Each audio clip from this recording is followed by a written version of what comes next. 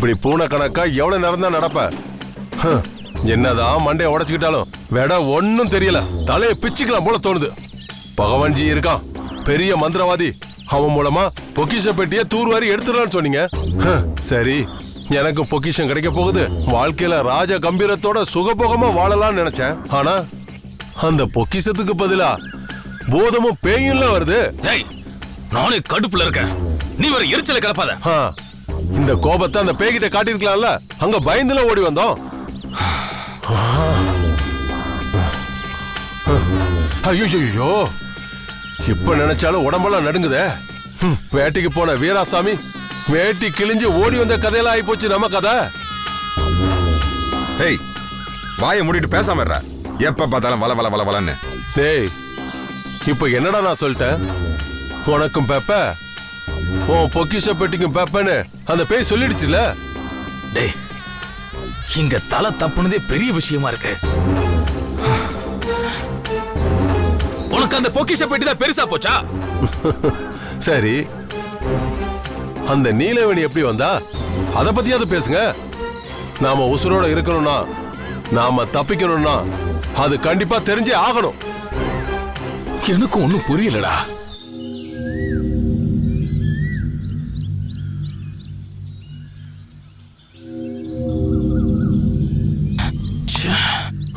இப்படி கைய விரிச்சா எப்படி?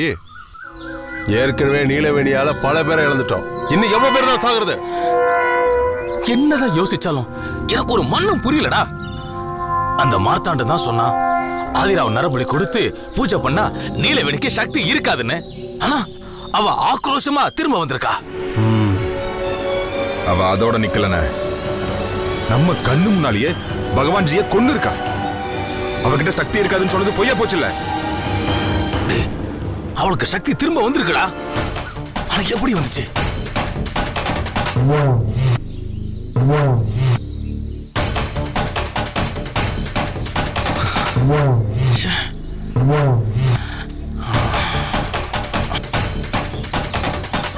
இத்தனைக்கும் ஆதிராவை நம்ம கையால எரிச்சு சாம்பலாக்கிட்டோம்.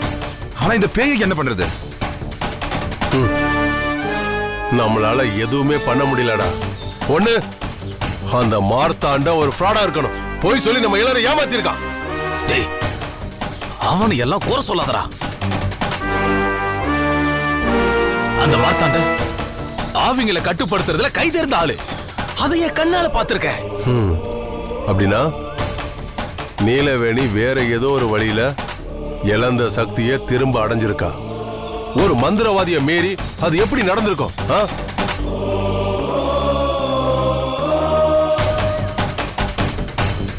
அண்ணே, நாம என்னதான் தலை பிச்சுக்கிட்டாலும் நீலவேணிக்கு சக்தி வந்தது எப்படின்னு தெரிஞ்சுக்கிறது கஷ்டம். இதுக்கான விட மார்த்தாண்ட ஒருத்தனுக்கு தான் தெரியும். எனக்கும் அதுதான்டா தோணுது. நம்ம இப்படி குழப்பிக்கிறத விட நேரடியா மார்த்தாண்டத்தை சந்திச்சிருவோம். அப்படின்னா இப்பவே போய் பார்த்துருவோம். நீலவேணி வந்திருக்கிற ஆவேசத்தை பார்த்தா நம்ம வம்சத்தையே அழிச்சிருவான்னு தோணுது. கண்டிப்பா. இன்னொரு உசுறு போறதுக்கு முன்னால நாம ஏதாவது பண்ணி ஆகணும். சரிடா, மார்த்தாண்டத்தை இப்போ போய் பார்ப்போம். வாங்கடா.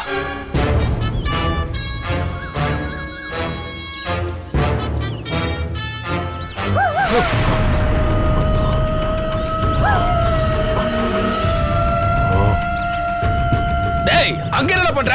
அண்ணா, இந்த வந்துட்டேனே.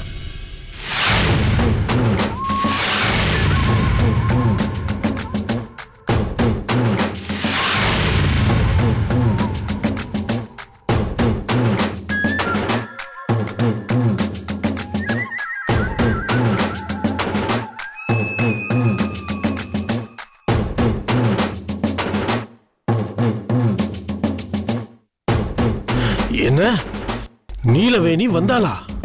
என்ன கதை விடுறீங்க? அதுக்கு வாய்ப்பே இல்ல. மார்த்தாண்டா, அது கதை இல்ல.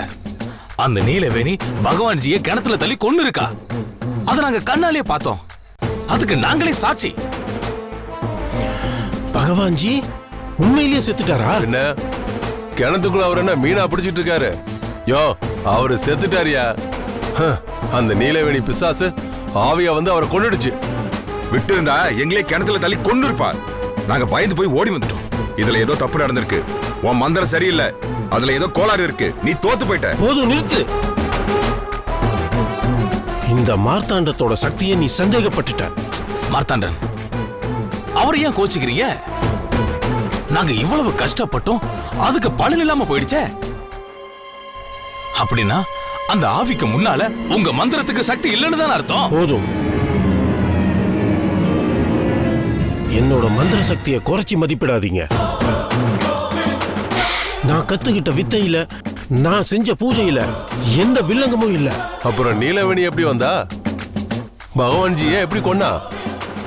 நீங்க என்னமோ நீலவேணி வெறும் காத்து, சக்தியே இருக்காது, ஊதுற உதிர்ந்துருவான்னு சொன்னீங்க. அங்கதான் ஏதோ தப்பு நடந்திருக்கு. அது சாதாரண தப்பு இல்ல, மகா பெரிய தப்பு. அது என்னன்னு பாரு. அதை என்னன்னு நான் பாக்குறேன். முதல்ல நீங்க கொன்னு போட்டது ஆதிராதானா? மார்த்தாண்டா, என்ன கேள்வி கேக்குறீங்க? ஆதிரா எங்க வீட்டு பொண்ணு, எங்களுக்கு அவளை அடையாளம் தெரியாதா?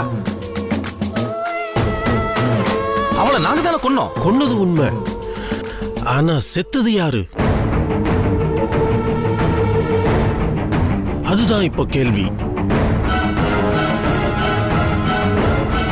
நீலவேணி அதே சக்தியோட திரும்ப வந்திருக்கான்னா செத்தது ஆதிராவா இருக்காரு.